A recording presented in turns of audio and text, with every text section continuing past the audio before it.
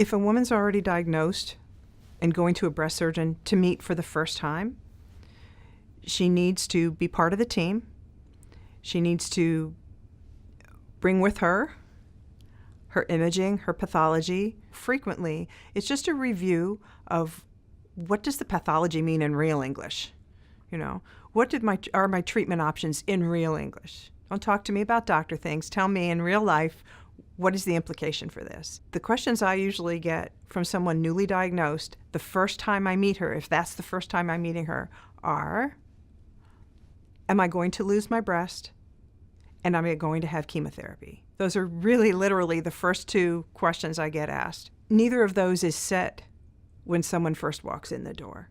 So it's important to make sure that you don't leave that visit without a really clear understanding of what actually occurred on your biopsy. Tell me about this tissue in words and terms that you can understand. And then that sets the pace for deciding what the next step would be. Would that be surgery first? And what are my choices there? Is this something that the surgeon feels comfortable discussing? And are you going to have that discussion with the surgeon?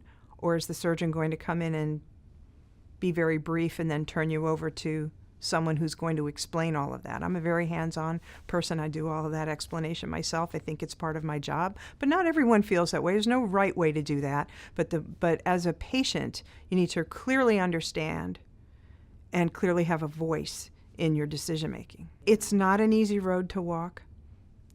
It takes time.